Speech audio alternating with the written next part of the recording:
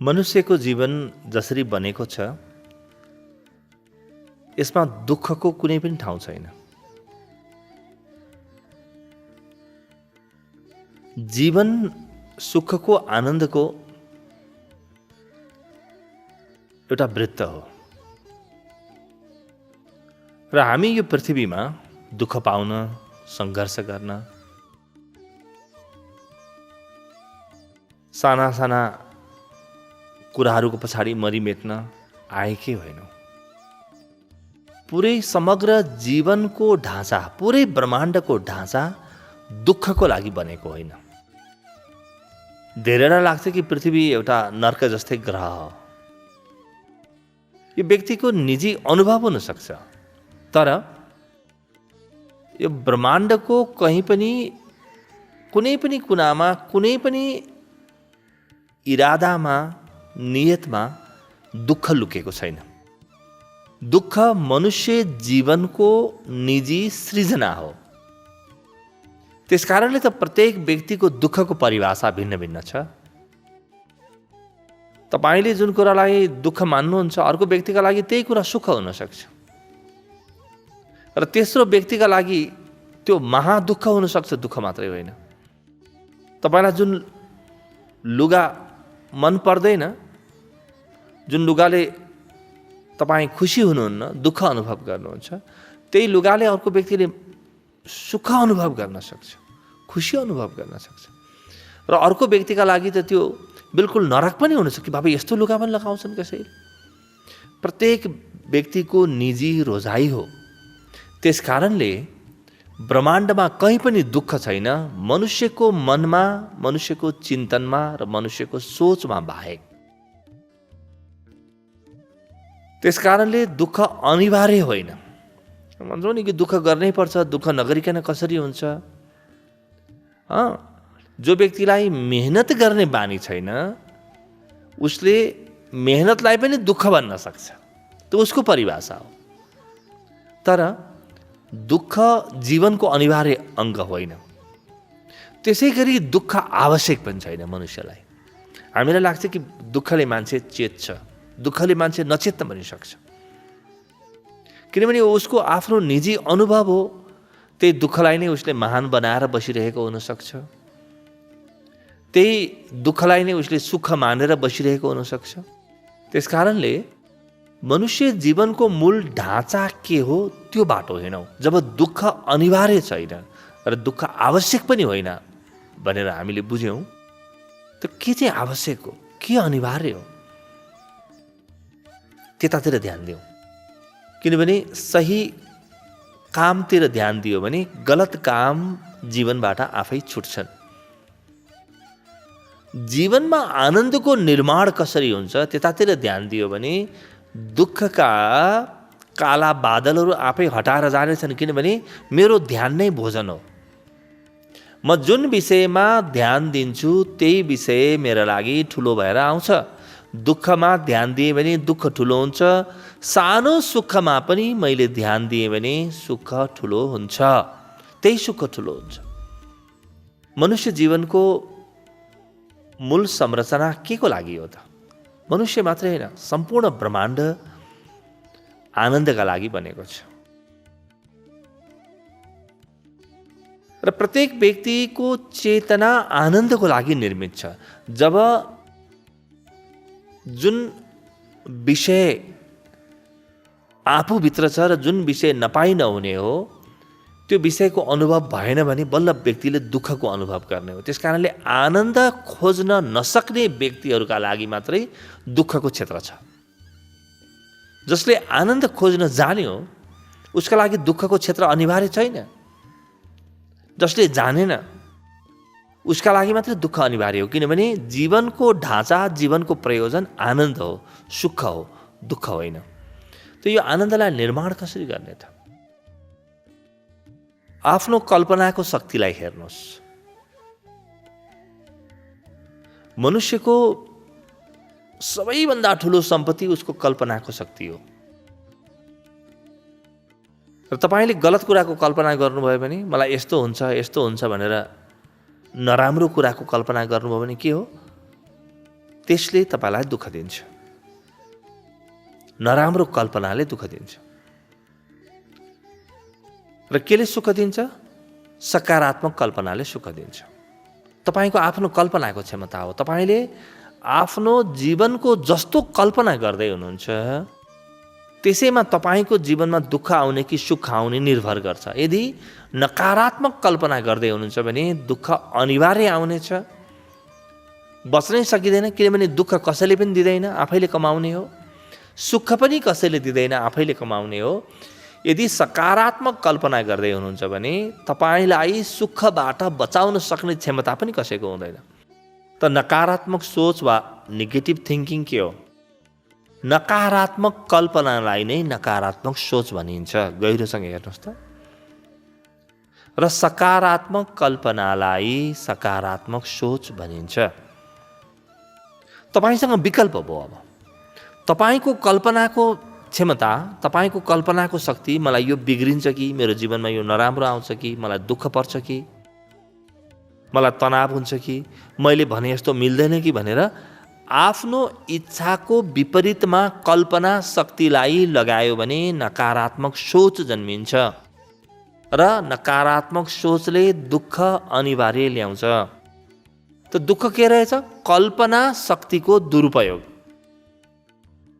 इच्छा एउटा प्रकारको छ, म धनी बन्छु भन्ने इच्छा छ, तर म गरिब हुँला कि धन आर्जन गर्न नसकुँला कि भन्ने सोच छ।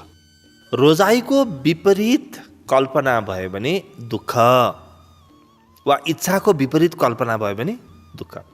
यदि तपाईँको इच्छा नै म गरिब बन्छु भन्ने थियो, जस्तो कि सिद्धार्थ गौतमलाई म दरबार छोड्छु भन्ने इच्छा छ, त उनलाई जङ्गलले दुःख दिन सक्दैन। इच्छा नै जब कमको छ अथवा इच्छा नै जब नकारको छ, त्यागको इच्छा छ, तपाईँको जीवनमा त्यही आयो भने पनि तपाईँलाई त्यसले दुःख दिँदैन। त्यस कारणले दुःख के हो त? जे विषयको इच्छा छ त्यसको ठिक विपरीत कल्पना, त्यस्तो कल्पनालाई दुःख भनिन्छ। तपाईँको इच्छा भन्दा राम्रो कल्पना भयो वा बराबरको कल्पना भयो भने तपाईँ कहिले पनि दुःख अनुभव गर्नुहुन्न। त तपाईँले आफ्नो कल्पना शक्तिलाई समात्नुहोस्। यदि दुःखलाई समात्नु छ भने कल्पना कसरी बन्छ त्यसलाई हेरौँ। कल्पना के हो?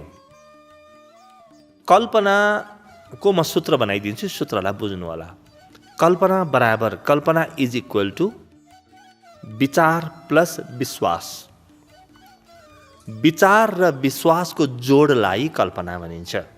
विचार र विश्वासको जोड भनेको के हो? तपाईँको मनमा जुन विचार आउँछ, जस्तो विचार आएको छ म यस्तो गरौँ, यस्तो मेरो जीवन बनाउँछु, म यस्तो गर्छु भन्ने, ठिक त्यही प्रकारको विश्वास जति पनि हुन्छ, जति पनि विचार र विश्वासको मेल हुन्छ, एउटै रेखामा बग्छन्, त्यसैलाई नै कल्पना शक्ति भनिन्छ। त तपाईँको विचार यदि सकारात्मकको छ र विश्वास पनि जीवनमा सकारात्मक आउँछ भन्ने विश्वास छ, तपाईँलाई आफूमा भरोसा छ वा परमात्मामा भरोसा छ वा जीवनको प्रणालीमा भरोसा छ भने त्यो भरोसाले विश्वास जन्माउँछ। र जब विचार र विश्वास एकै ठाउँमा आउँछन् यसलाई कल्पना भनिन्छ। र त्यो कल्पना अब यदि नकारात्मक भयो भने दुःख, सकारात्मक भयो भने सुख। जब तपाईँसँग दुईटा कुरा उपलब्ध छन् भने तपाईँ यो कल्पनाको शक्तिलाई सकारात्मक तरिकाले किन प्रयोग गर्नुहुन्न? तपाईँले मेरो जीवनमा यति नराम्रा कुराहरू आउँछन् भन्ने विचार जन्माउनुको बदला म यस्तो यस्तो गर्छु, यति राम्रा कुराहरू मेरो जीवनमा आउँछन् भन्ने विचार किन जन्माउन सक्नुहुन्न? हेर्नुहोस् त, विचारको क्षमता तपाईँको निजी हो। त्यो तपाईँको विचारसम्म कोही पनि प्रवेश गर्न पाउँदैन। त्यसमा तपाईँको मात्रै अधिकार छ, तपाईँको एकाधिकारको क्षेत्र हो। अहिले यस घडी तपाईँको मनमा सङ्कल्प जन्माउनुहोस् कि म विचारलाई आफ्नो अनुकूल बनाउँछु, मलाई जे चाहिन्छ त्यस्तो प्रकारको विचार बनाउँछु। र म त्यसैमा विश्वास गर्छु। आफ्नो विश्वासको क्षेत्रलाई सकारात्मकतातिर लैजानुस्, आफ्नो मनलाई च्याप्प समात्नुस्, विचार र विश्वासलाई अलग बग्न नदिनुस्। विचार सकारात्मकको गर्नुस् र सकारात्मकमाथि विश्वास गर्नुस्। जब विचार र विश्वास एकै ठाउँमा आउँछन्, तपाईँको जीवन पुरै बदलिन थाल्छ। अब एक कदम अघि गएर हेरौँ के हुन्छ यसले। बाहिरको जीवनमा जति पनि कुरा देखा पर्छन् नि, हाम्रो जीवनमा चाहे हाम्रो स्वास्थ्य होस्, चाहे सम्पत्ति, चाहे सम्बन्धहरू हुन्, चाहे कर्म, चाहे मेरो मान प्रतिष्ठा, यो के देखा पर्छ बाहिर, कसरी देखा पर्छ, यसको एउटै तरिका छ देखा पर्ने। व्यक्तिभित्र जस्तो सोच जन्मियो, बाहिर ठिक त्यस्तै कुरा देखा पर्ने हो। सोच बाहेक, विचार बाहेक अरू कुनै पनि कुरासँग निर्माणको क्षमता छैन। म भित्रको विचारले ठिक त्यस्तै प्रकारको परिणाम लिएर आइरहन्छ। विचारभन्दा भिन्न मेरो जीवन हुन सक्दैन। म भित्र एक प्रकारको विचार गर्ने, सकारात्मक विचार गरिराख्ने र जीवन चाहिँ नकारात्मक हुनै सक्दैन। किनभने बाहिरका भौतिक वस्तुहरू, परिस्थितिहरू, सम्बन्धहरू मेरो विचारलाई प्रतिनिधित्व गर्छन्। मेरो विचारका व्यक्त रूप हुन्, मेरो विचारका मूर्त रूप हुन् यी सबै। भित्र जे विचार चलिरहेको छ, बाहिर जीवनमा ठिक त्यस्तै देखा पर्छ। ढिलो चाँडो विचारको तीव्रतामा भर पर्छ। त मेरो जीवन मैले आफैले आफ्ना विचारहरूबाट निर्माण गर्ने हो भने यी विचारलाई सकारात्मक र यी विचारलाई मेरो हितमा किन नबनाउने। जब म विचारलाई मेरो हितमा बनाउँछु, परिस्थिति पनि मेरो हितमा आउन थाल्छ। किनभने विचारले नै परिस्थितिको निर्माण गर्ने हो।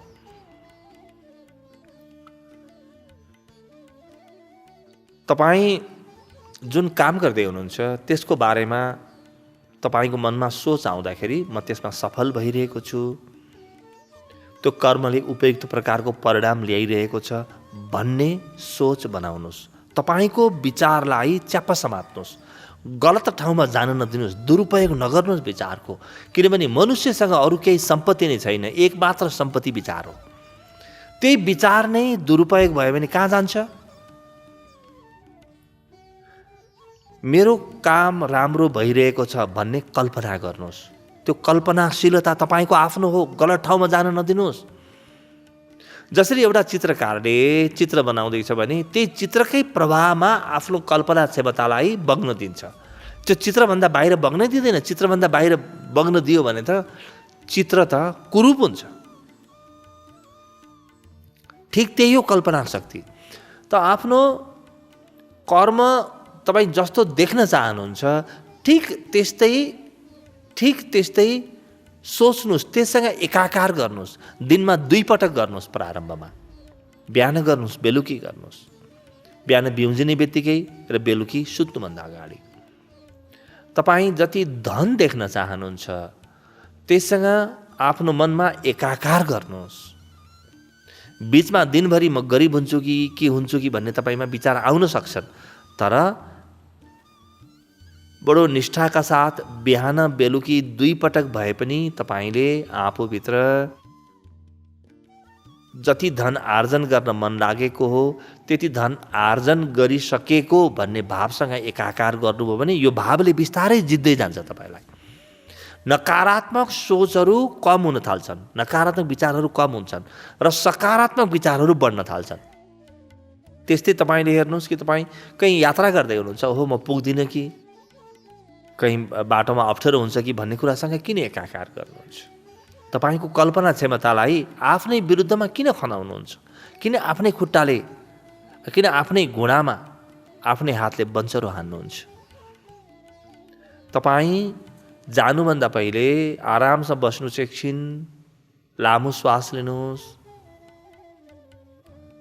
एकछिन शान्तिको घडी आफूलाई दिएर आनन्दसँग पुगेको, खुब प्रसन्न भएको, आफ्नो लक्ष्य पुरा भएको सोच्नुहोस्, कल्पना गर्नुहोस् र त्यसैसँग एकाकार गरेर निस्केर हिँड्नुहोस्। अनि तपाईँ हेर्नुहोस् तपाईँको यात्रा कसरी सफल हुन्छ। यात्राले तपाईँलाई गन्तव्यमा पुर्याउने मात्रै होइन, तपाईँको मनलाई पनि अत्यन्तै सुन्दर बनाउँछ। यात्रा पुरा मात्रै हुँदैन, तपाईँको मन पनि पुरा हुन्छ। तपाईँको सम्बन्ध छ, सम्बन्धको कुरा पनि यही हो। फलानु व्यक्ति मसँग रिसाएको छ भन्ने कुरासँग किन एकाकार गर्नुहुन्छ? फलानु व्यक्तिसँग मेरो सम्बन्ध राम्रो हुन्न कि भनेर किन एकाकार गर्नुहुन्छ? परिवारले मलाई राम्रो देख्दैन कि भनेर किन एकाकार गर्नुहुन्छ?